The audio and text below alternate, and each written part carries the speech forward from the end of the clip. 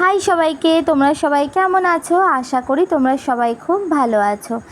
আজ আমি সম্প্রীতি তোমাদের সামনে নিয়ে আসলাম একদম অন্য রকম স্বাদের একটি ভিডিও।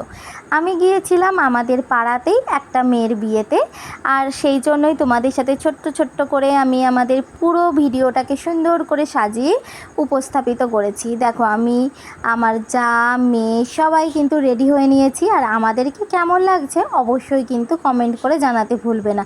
খুব তাড়াহুড়োর মধ্যে রেডি হয়েছি, কেননা দুটো বাচ্চা আছে ছোট ছোট, তাদেরকে ভালো করে সাজাতে তো হবে, বলো, খাওয়াতে হবে, সমস্তটা কমপ্লিট করে তাই যেমন পেরেছি তেমনটাই রেডি হয়ে চলে এসেছি। তবে জানো তো, বিয়েবাড়িটা কিন্তু খুব সুন্দর করে সাজানো হয়েছিল। আর যাই হোক, তাড়াহুড়ো বশত বলো আর নিজেদেরকে তোলার জন্য বলো, আমার না বউকেই আর তোলা হয়নি, বর বউকেই আমি তুলতে ভুলে গেছি। ভাবো তো কেমন, যেখানে যাদের উদ্দেশ্যে আমি গেলাম তাদেরকেই আমি তুলতে ভুলে গেলাম। যাই হোক, তারপরে দেখো এই যে আমাদের দুই মেয়ে দেখো এখানে পকোড়া খাওয়া তো পড়ে মরুক, ওরা কিন্তু এখানে নাচানাচি শুরু করে দিয়েছে। আসলে কী বা করবে, ওরাও তো ছোট্ট না। তারপরে দেখো আমরা চলে আসলাম পকোড়া কাউন্টারে, এখানে এসে পকোড়া নিয়ে নিলাম, গরম গরম পকোড়া খাচ্ছি আর তোমাদেরকে দেখাচ্ছি। যাই হোক, তোমরা কিন্তু আবার লোভ দিয়ে দিও না কিন্তু। এই যে দেখো পকোড়া নিয়ে যাচ্ছে, আর এই যে পুচকোটাও খাচ্ছে।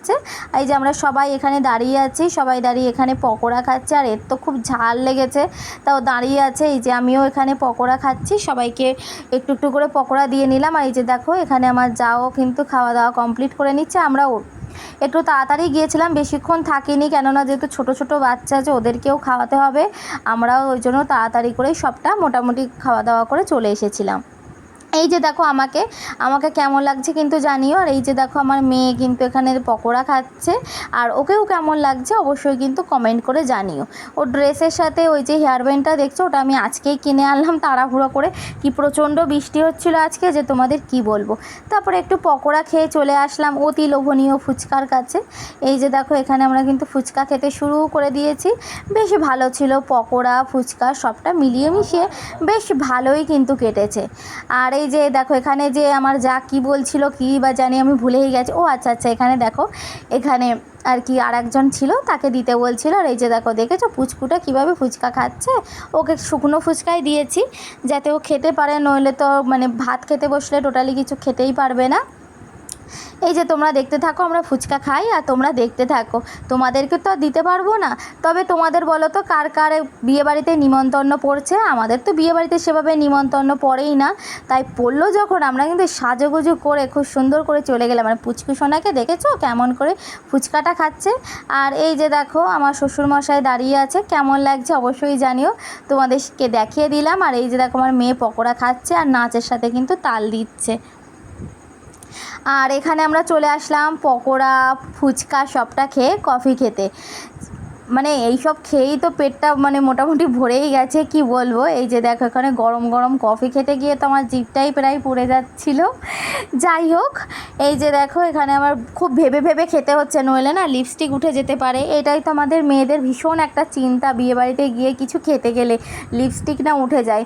তবু এখনকার বেশ লিপস্টিকগুলো বেশ ভালোই হয়েছে, বলো, কেমন ওঠে না কিন্তু। যাই হোক, এখানে দেখো তোমাদের সাথে শেয়ার করে দিলাম মেনু কার্ডটা, কী মেনু ছিল সবটাই তোমাদের সাথে শেয়ার করে দিলাম। আর দেখাতে দেখাতে আমরা সবাই মিলে বসেও পড়েছি খাওয়া দাওয়া করতে। আর বলতে বলতে চলে আসলো নানপুরি আর চানা মটর। আর তারপরে ছিল খুব সুন্দর স্বাদের সাদা সাদা ভাত, আর তার সাথে চলে আসলো দেখো এই যে মুড়ো ঘন্ট। ডালটা আমি অল্প করেই নিয়েছিলাম, কারণ এরপরে তো ভালোভাবে খাওয়া দাওয়া করতে হবে, তাই না, সেই জন্য ডালটা একটু আমি অল্প করেই নিয়েছিলাম।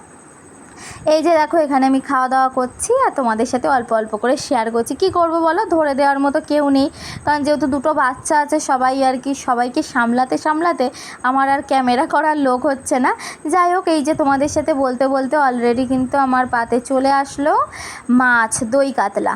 দই কাতলাটাও বেশ ভালো ছিল, মাছটাও কিন্তু ভীষণ ফ্রেশ ছিল, বেশ ভালো লাগলো সবটা মিলিয়ে। আর এত রাত হয়ে গেছে, থাকবো না করে মোটামুটি বেশ রাতই হয়ে গেল। সবটা দেখতে শুনতে বিয়েবাড়িতে এসে যা হয় আর কি। এই যে আমি এখন মাছ খাচ্ছি আর তোমাদের সাথে শেয়ার করছি। তোমরা কে কে বলো তো বিয়েবাড়িতে গিয়ে এরকমভাবে খাওয়া দাওয়া করো আর আমার মতো ভিডিও করো? এখন যা মানে সময় এসছে ভিডিও করা, মানে খাবো না ভিডিও করব সেটাই বুঝতে পারছিলাম না। যাই হোক, দেখো এই বলতে বলতে কিন্তু স্যালাডও চলে আসলো। এখানে আমি আর পেঁয়াজটা নিলাম না, আমি বললাম আমাকে একটু শসাই দিতে। তারপরে একে একে দেখো মাংসটা নিতে আমি ভুলেই গেছি। যাই হোক, ওই যে তোমাদের সাথে শেয়ার করে দিচ্ছি অন্য আমার জায়ের পাত থেকে মাংসটা। তারপরে চলে আসলো চাটনি, পাঁপড়, পায়েস, মিষ্টি।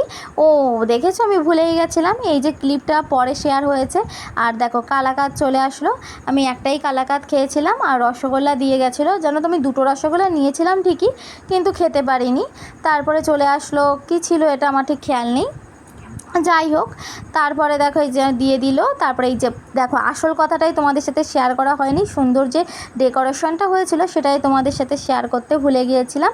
তোমাদের সাথে ডেকোরেশনটা শেয়ার করবার পর আর খাওয়া দাওয়া করবার পর আমি কিন্তু চলে গিয়েছি সোজা নাচানাচি করতে। আর আমার নাচানাচি তোমাদের কেমন লাগছে অবশ্যই কিন্তু কমেন্ট করে জানাতে ভুলবে না। জানি খুব একটা ভালো পারি না, তবুও কিন্তু বিয়েবাড়িতে যেমন নাচ হয় আর কি তেমনই নেচেছি। কেমন লাগলো জানিও। টাটা সবাইকে, ভালো থেকো।